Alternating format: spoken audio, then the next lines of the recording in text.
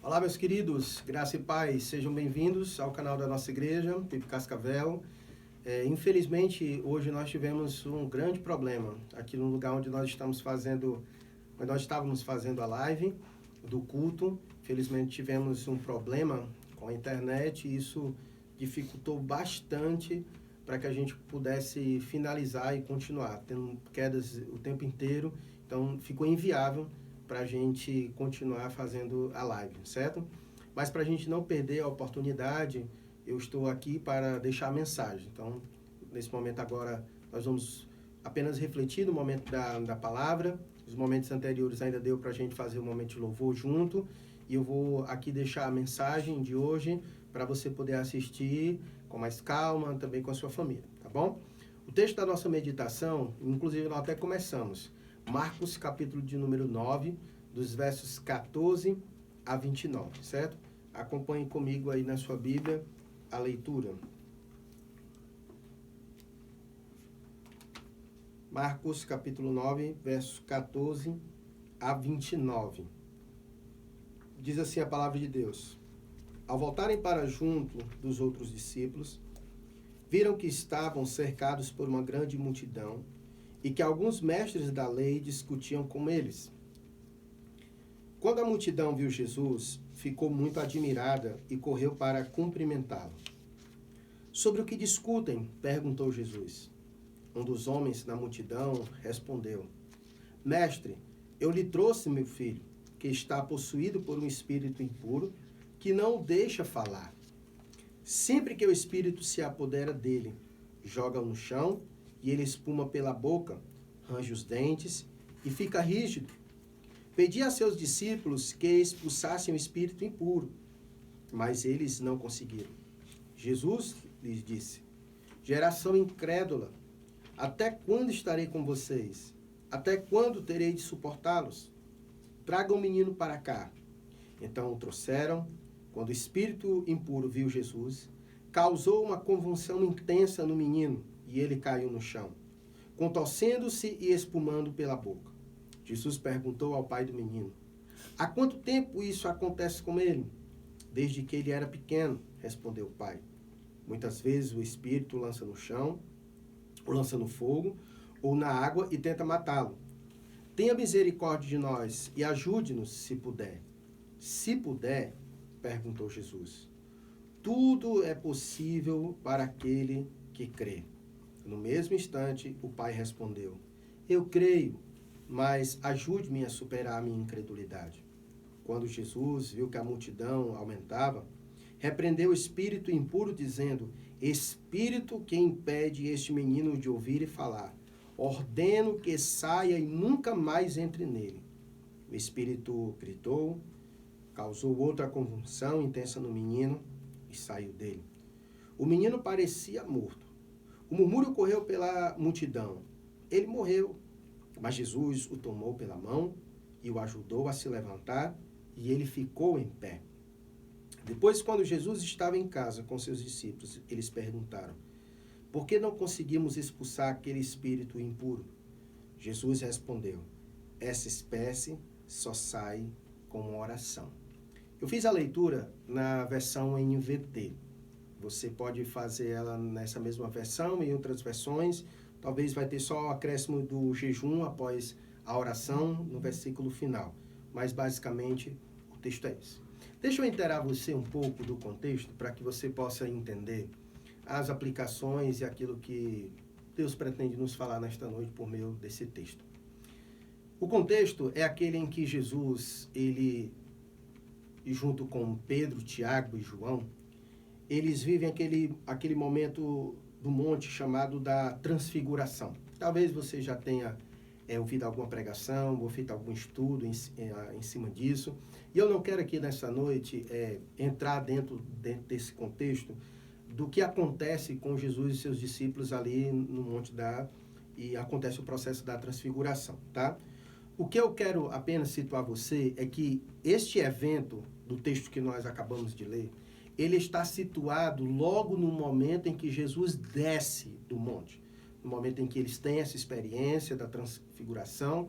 E o momento em que Jesus desce. E quando Jesus desce, ele se encontra com os discípulos, ou seja, com os outros 9 discípulos que não subiram ao monte. Jesus pegou apenas Pedro, Tiago e João, e ele subiu ao monte e ficou a sós lá com eles, certo? E os outros permaneceram embaixo. Então Jesus desce e encontra com seus discípulos. E quando Jesus desce, ele encontra os seus discípulos em uma certa discussão com os mestres da lei. E diante disso surge também a questão de que um homem havia conduzido o seu filho, que há muito tempo era atormentado por um espírito possesso, que causava muitos danos ao rapaz. E este homem conduziu seu filho para que os discípulos de Jesus pudessem submeter o espírito que causava tanto mal ao seu filho. E o que aconteceu foi que os discípulos nada puderam fazer em relação ao espírito que subjugava aquele garoto. E Jesus, ao ver isso, Jesus fica, de certa forma, insatisfeito e triste com os seus discípulos e com toda essa geração à sua volta. E ele disse: geração incrédula, até quando estarei com vocês? E aí Jesus então chama a criança para junto dele. E diante disso, diante desse quadro em que o pai do garoto viu os discípulos de Jesus falharem em solucionar o problema, o pai do menino então se dirige para Jesus e faz essa pergunta para ele: se Jesus pode fazer alguma coisa. E Jesus então indaga ele: se puder. E é quando Jesus disse: tudo é possível para aquele que crê. E então Jesus ajuda aquele garoto, Jesus expulsa o demônio, o espírito que atormentava aquele menino. E Jesus então deixa uma lição para os seus discípulos. No final, os discípulos perguntam: por que não conseguimos expulsar aquele espírito impuro? Jesus responde para eles: porque essa espécie só sai com oração. Então, diante dessa situação e desse texto, eu quero trazer 2 lições para nós nesta noite, diante de tudo que nós temos vivido. É dito em ditado popular de que a situação faz o homem. Mas textos como esse nos prova o contrário. É que as situações, elas revelam o homem. E essa não é a primeira vez que situações revelam-nos algo sobre os discípulos. Essa não é a primeira vez que as situações traz lições aos discípulos, mostra coisas sobre os discípulos. Então eu quero nessa noite começar falando sobre isso, que essa situação revelou algumas coisas acerca dos discípulos. E a primeira coisa que fica em evidência do que se revela dos discípulos é que os discípulos precisavam melhorar a sua vida de oração para que eles pudessem lidar com aquele tipo de situação. A situação em que Jesus encontrou os discípulos foi de fracasso. Os discípulos não conseguiram lidar com a situação de um homem e seu filho que era possesso. E aquela situação, então, ficou evidente isso. Revelou que os discípulos não estavam preparados para lidar com aquela situação. E o fato deles não estarem preparados para aquela situação foi o fato que causou o fracasso deles com a própria situação. E Jesus especifica qual foi a raiz do seu fracasso, do seu insucesso. Jesus disse: olha, para esse tipo de situação é preciso oração. Ou seja, os discípulos não estavam com um tipo de intimidade com Deus, porque oração, antes de tudo, é comunhão com Deus, é disciplina espiritual, é intimidade com Deus. Os discípulos foram reprovados diante daquela situação porque não tinham intimidade com Deus suficiente para ter sucesso. Então, essa situação, ela revela isso. Então, diante dessa situação que nós estamos passando, nós, como discípulos de Jesus, a pergunta que se faz é: o que essa situação do coronavírus tem revelado em nós e acerca de nós? Salomão, em Provérbios 24:10, ele disse que se te mostras fraco no dia da angústia, a tua força é pequena. Ou seja, no dia da angústia, se nos mostrarmos fracos, fica revelado que a nossa força é pequena. Então você percebe que as situações ela têm a capacidade de revelar muitas coisas acerca de nós e em nós. E a pergunta é, o que essa situação do coronavírus tem revelado em nós, acerca de nós, do povo de Deus? O que eu tenho percebido, irmãos, tristemente, é que essa situação tem revelado em muitos discípulos de Jesus medo e insegurança. Muitas vezes nós ficamos nos perguntando o porquê que as coisas acontecem, porquê que Deus permite as coisas acontecerem.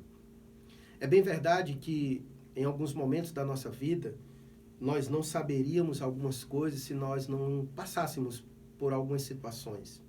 E algumas situações elas são providenciais mesmo, vêm da parte de Deus para expor algumas coisas a nós mesmos, coisas que talvez estavam escondidas em nós ou que nós mesmos estivéssemos escondendo. Então eu acredito que essa situação tem revelado muito isso, medo e insegurança. Nós temos visto discípulos de Jesus, pessoas que creem em Jesus, pessoas que conhecem os feitos de Jesus, pessoas que foram alvos do poder de Jesus, e nessa situação, com medo e insegurança. Eu não estou aqui dizendo que nós não devemos ter medo. Medo é uma questão natural da própria vida. Todos nós sentimos medos. Mas eu acredito que esse é o momento em que Deus tem nos chamado a nos agarrarmos ao sobrenatural. Se o medo é natural, então Deus tem nos chamado a nos agarrarmos ao sobrenatural. E nós então temos nos rendido ao medo, ao pavor, ao pânico. Toda essa situação tem revelado isso em muitos dos discípulos de Jesus. Medo, pavor, desespero. Essa situação tem revelado também muita insegurança. Eu nunca vi tantos crentes com medo de morrer como eu tenho visto hoje. Será que nós mesmos acreditamos que a nossa vida está guardada nas mãos de Deus? Será que nós acreditamos de que ao morrermos nós iremos nos encontrar com o nosso Senhor e Salvador? Será que nós temos a mesma convicção que o apóstolo Paulo, quando ele disse que o morrer para ele era lucro, porque sabia com quem ele iria se encontrar? E por isso que ele disse que era infinitamente melhor estar com o Senhor. Por que situações como essa causam em nós tanto desespero? Então eu acredito que esse momento, essa situação, assim como revelou naquele momento uma incredulidade nos discípulos, falta de espiritualidade, falta de oração, eu acredito que essa situação tem revelado muitas coisas a nosso respeito. Eu acredito que essa situação tem revelado que nós precisamos melhorar muito na nossa relação com Deus. Assim como foi mostrado aos discípulos, que eles precisavam melhorar na sua oração, na sua vida com o Senhor. E quando Deus nos mostra coisas, Deus também nos ensina. Deus, quando disse para os discípulos que eles precisavam melhorar na sua vida de oração, para que eles tivessem sucesso ao se deparar talvez com outra situação como essa, Jesus estava dizendo para eles, olha, eu não só estou dizendo que vocês precisam orar. Não estou só dizendo que vocês foram infelizes nessa situação porque não tinham vida de oração suficiente. Mas o que eu estou dizendo é, orem mais. Orem mais. Então, diante daquilo que tem sido revelado a nós, nos nossos corações, Deus está dizendo, se achegue mais a mim. Ore mais. Porque quando nós nos achegarmos mais a Deus, certamente o medo vai embora, a insegurança vai embora. Porque é impossível nós estarmos perto de Deus, aquele que é capaz de nos dar toda a segurança, e nós ainda continuarmos a caminhar com o medo, com a insegurança. Nós temos aproveitado, será esse tempo que Deus tem nos dado para fazer isso? Temos usado esse tempo de quarentena para buscar a Deus através das disciplinas espirituais? Ou será que nós temos nos alimentado das notícias, sendo bombardeado por elas? E em vez do medo e a insegurança ir embora, nós estamos alimentando o medo e a insegurança? Se foi revelado em nós medo e insegurança diante de toda essa situação, na verdade Deus nos deu esse tempo de quarentena para que a gente pudesse usá-lo de forma apropriada, para nos achegarmos a Deus, para que o medo e a insegurança possa e ir embora. Isso não é um tempo para a gente estar perdendo o tempo todo com outras coisas. Vejo o tempo todo as pessoas falando de séries, de tantas coisas, livros, tantas coisas que elas estão fazendo em suas casas. Eu não estou dizendo que não podem aproveitar para fazer isso, mas o que eu estou dizendo é o que Deus quis nos ensinar com tudo isso. O que revelou em nós. Aquilo que foi revelado em nós diante dessa situação é o que Deus quer que seja trabalhado nesse tempo. E nós precisamos usar esse tempo para trabalhar aquilo que foi revelado em nós. Se é medo, trabalhe o medo. Se é insegurança, trabalhe a insegurança. E só uma maneira de nós trabalharmos isso é nos achegando a Deus através das disciplinas espirituais. Uma das coisas que eu observo nesse texto é que foi dito que os 9 discípulos que ficaram embaixo, eles tiveram insucesso. Jesus não se referiu a Pedro, Tiago e João, mas a crítica dada a Jesus, a crítica feita por Jesus, foi feita aos 9 discípulos que ficaram. E a pergunta é, por que isso aconteceu? E uma das razões que podemos pensar é que a distância que Jesus ficou, ao ter deixado eles sozinhos, possa ter enfraquecido os discípulos. Talvez Jesus tenha passado 1 ou 2 dias no monte com Pedro, Tiago e João, e talvez esse tempo em que Jesus esteve ausente foi tempo suficiente para enfraquecer os discípulos. Talvez o fato deles terem ficado distante de Jesus, enquanto Jesus estava no monte, tenha enfraquecido os seus discípulos. E eu creio que essa situação deva-se em grande parte à distância nossa de Deus. Nós temos vivido uma vida muito corrida, muito agitada, e às vezes a gente não se apercebe do quanto a gente está distante de Deus. E é em situações como essa que mostram, às vezes, o quanto nós estamos distante de Deus. A maneira como nós reagimos a essas situações, elas falam muito a nosso respeito. E talvez todo o desespero e o pânico que foi tomado no coração dos discípulos de Jesus e do povo de Deus hoje, seja reflexo de um povo que está distante de Deus. Assim como os discípulos, que ficaram 1 ou 2 dias distante de Jesus enquanto ele estava no monte, e eles ficaram enfraquecidos. E essa também é a situação do mundo. Eu creio que essa situação não somente dos discípulos, mas também do mundo, um mundo que está abalado pelo coronavírus, é reflexo de um mundo, de uma humanidade que vive alheio e distante de Deus. Porque a Bíblia diz que o pecado afasta o homem de Deus. Todos pecaram e estão destituídos da glória de Deus. E essa é a situação do homem nessa terra. E o coronavírus veio para revelar o homem sem Deus. Veja o que acontece com o homem sem Deus. A desesperança em seus olhares e em seus corações. O medo e o pavor. Porque não tem esperança. Não tem aonde se agarrar. E por isso que o mundo está abalado. Porque eles não têm Deus. Estão distantes de Deus. Mas é interessante que situações como essa, Deus então, eu acredito piamente, que Deus está usando essa situação para falar ao homem. O pecado, de fato, nos afastou de Deus. Mas o plano de Deus é que o homem, a sua relação com Deus, seja restaurada. E Deus veio a este mundo para aproximar o homem distante dele. Foi iniciativa do próprio Deus, porque o homem não tinha condições de buscar a Deus por si só. Então aprove Deus vir a este mundo, a sua encarnação, o Verbo se fez carne e veio até nós, para restaurar essa comunhão do homem com Deus, de um homem distante de Deus.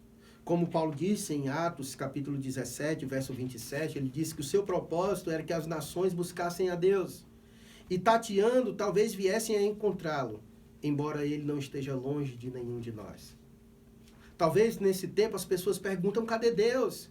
Na verdade, Deus está usando essa situação para se achegar ao homem, para dizer, eu estou aqui. Eu estou aqui. Eu estou aqui. É uma situação, porque, infelizmente, o homem é tendencioso a buscar a Deus em momentos de calamidade. E talvez seja essa forma que Deus esteja usando para atrair o homem distante dele para mais perto dele. E a humanidade precisa entender isso. é o homem perguntando, cadê Deus? E Deus, estou aqui, diante dessa situação. Estou aqui, para ser a sua segurança, para lançar fora o medo. Porque Deus é o único capaz de nos dar segurança. Porque o amor lança fora todo o medo. A segunda lição que nós conseguimos tirar desse texto é que nós aprendemos um pouco no domingo passado. E se você não viu a live no domingo passado, você pode conferir que está no canal da nossa igreja, você vai ver. Nós trabalhamos sobre Isaías capítulo 6, sobre a visão que Isaías teve. E uma das coisas que eu aprendo nesse texto de Marcos capítulo 9 é que olhar para o que é pequeno nos enfraquece. Olhe para a situação do jovem, do pai do jovem possesso. Aquele homem ficou frustrado ao ver que os discípulos nada puderam fazer em relação ao seu filho. E aquilo, de certa forma, abalou aquele homem. Ao ponto daquele homem olhar para Jesus e dizer para ele, olha, tenha misericórdia de nós e ajude-nos, se puder. A sua esperança já não estava mais tão viva. A sua crença já não estava mais tão viva. Havia uma dúvida em seu coração. Se os discípulos dele fracassaram, pode ser que o mestre também fracasse. Ele diz, ajuda-nos se puder. Perceba como olhar para o insucesso dos discípulos enfraqueceu aquele homem. E nós aprendemos no domingo passado o caminho inverso, que nós devemos olhar para Deus, que é grande, em vez de olhar para aquilo que é pequeno. Talvez seja esse o problema nosso. A gente olha para tudo isso e a gente fica tentando encontrar de onde virá o nosso socorro. Quem vai nos socorrer diante de toda essa situação? Muitas vezes olhamos para os líderes, não conseguimos ver talvez tanta solução, olhamos para o governo, não conseguimos encontrar tantas respostas. Talvez nós estejamos olhando para o lugar errado e isso nos enfraquece. Porque olhar para o que é pequeno nos enfraquece. E o problema do pai deste menino foi olhar para os discípulos. Ele olhou para o insucesso dos discípulos e então ele se enfraqueceu. E por isso ele disse, tem misericórdia de nós e ajuda-nos se puder. Olha a pergunta que ele fez ao Senhor. E talvez seja isso que pode estar acontecendo nos nossos corações. Será que Deus pode fazer alguma coisa para reverter essa situação? Será que esse é o tipo de pergunta que nós devemos fazer? Talvez esse tipo de pergunta está sendo gerado no nosso coração porque nós não estamos olhando para onde deveríamos. Porque se de fato nós olhássemos corretamente como Isaías olhou para Deus e contemplou Deus, o tamanho que Ele é, nós não faríamos essa pergunta. E por isso que Jesus disse para o homem, se puder. Ou seja, o que Jesus quer dizer para aquele homem? Como assim? Se puder? Por acaso há alguma coisa da qual eu não possa fazer? Se puder, há uma possibilidade de eu não conseguir realizar alguma coisa? Então a pergunta de Jesus para esse homem é essa, se puder. E Jesus então responde ele, tudo é possível para aquele que crê. Tudo é possível para aquele que crê. E Jesus então mostra para aquele homem o quanto ele é poderoso. Textos como esse nos ensinam que não há nada que Jesus não exerça autoridade. Enquanto os discípulos foram infelizes, enquanto os discípulos foram fracassados, Jesus mostra o tamanho da sua autoridade e do tamanho do poder que ele tem para ter sucesso naquilo que ele propõe a realizar. Textos como esse nos mostram que ainda que outras pessoas não consigam fazer, Jesus tudo pode fazer. Ainda que a ciência não possa nos trazer uma palavra final sobre tudo isso, ainda que ninguém consiga encontrar uma solução para isso, pode ter certeza, se Deus desejar, tudo Ele pode fazer. Nós vimos isso no capítulo 5 de Marcos mesmo. Você pode folhear aí sua Bíblia para os capítulos anteriores e você vai ver uma sequência de eventos em que Jesus faz para mostrar o quão poderoso Ele é e como Ele exerce autoridade sobre diversas coisas. Em Marcos capítulo 5, se você der uma olhada, você vai ver uma sequência de eventos onde Jesus ele tem autoridade sobre o mar e o vento, onde Jesus tem autoridade sobre os demônios, quando ele expulsa o demônio, aquela legião do endemoniado gadareno. Ele mostra a sua autoridade quando ele cura aquela mulher enferma, da qual tinha vendido todos os seus bens e que ninguém podia curá-la. Jesus então traz à vida a filha de Jairo, quando havia morrido. Jesus, ele nos surpreende. Jesus, ele é aquele que resolve qualquer expectativa, quando nenhuma mais dela há. Quando Jesus chega na filha de Jairo, as pessoas riram quando ele disse que ela só dormia, porque ninguém acreditava que Jesus era capaz de reverter a situação. Aquela mulher que há 12 anos sofria daquilo, já havia vendido todos os seus bens e ninguém podia ajudá-la. E Jesus chega lá para mostrar que mesmo quando aparentemente não há mais solução, ele tem a palavra final, porque ele é poderoso e ele exerce autoridade sobre todas as coisas. Então, meus irmãos, nós não podemos permitir com que o medo e a insegurança tome conta do nosso coração. Nós precisamos olhar para o lugar certo, para a pessoa certa. E essa pessoa certa é Jesus. E o lugar certo é o trono do nosso Deus. Muitos oportunistas têm aproveitado esse momento para caçoar da igreja. Assim como fizeram com Jesus quando ele estava crucificado. Lembra? Nos evangelhos, no final dos evangelhos, quando Jesus estava crucificado e aquelas pessoas, se tu és mesmo Cristo, desce daí, salva-te a ti mesmo e a nós. E todos zombavam de Jesus Cristo. E eu acredito que em momentos como esse, muita gente esteja perguntando, cadê o Deus dos crentes nesse momento? E talvez esteja todo mundo caçoando a igreja, caçoando de nós, diante da situação que está acontecendo. Mas ouça bem o que eu vou lhe dizer. Não confunda a igreja com o Senhor da igreja. A igreja nada pode fazer sem ele, mas ele tudo pode e não precisa de ninguém para o cumprimento dos seus desígnios. Não confunda a igreja com o Senhor da igreja. Ainda que nós não tenhamos resposta para todas as coisas, mas ele tem. Porque Deus é poderoso para fazer infinitamente mais do que pedimos ou pensamos. A igreja não pode fazer todas as coisas, mas o Deus da igreja tudo pode fazer. Então não confunda a igreja com o Senhor da igreja. Então esse é o momento que eu quero concluir fazendo você refletir dessa maneira. O que essa situação tem revelado em nós, em você? Sonde seu coração diante de Deus. Talvez o medo e o desespero que está aí no seu coração seja essas coisas que Deus deseja trabalhar. E o lugar de você trabalhar isso é na presença de Deus. Esse é um momento que eu não estou dizendo que nós não devemos ter cuidado. Não é isso. Eu não tenho medo, então eu vou... Não, não é isso. O que Jesus quer nos ensinar nesse texto é que as situações que ocorrem à nossa volta, muitas vezes é Deus querendo nos ensinar coisas. E essa situação é uma situação em que Deus quer ensinar o seu povo. E aquilo que tem revelado em nossos corações é o que Deus quer trabalhar em nós e no meio de nós, do seu povo. A segunda coisa é, para onde você está olhando? De onde você está buscando o seu socorro? O que você está fazendo nessa quarentena? Você está trabalhando aquilo que Deus falou ao seu coração? Será que você enfraqueceu a sua fé, como o pai desse menino, olhando para o insucesso dos discípulos? Talvez você esteja depositando a sua esperança demais, talvez em nós, em mim que sou pastor, ou em algum irmão, ou no governo, ou na ciência, eu não sei. Não confunda aquilo que é pequeno com aquilo que é grande. Que você possa se voltar para aquele que é grande, porque certamente nele você vai encontrar segurança, conforto e descanso para a sua alma. Que Deus possa nos abençoar nesse tempo e que a gente aproveite esse tempo para se fortalecer.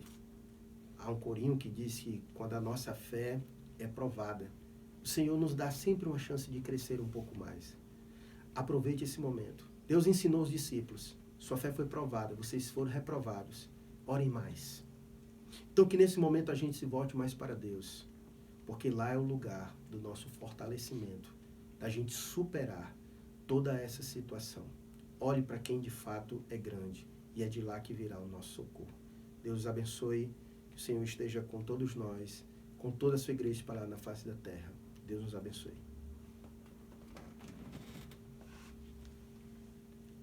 Uma coisa que ele está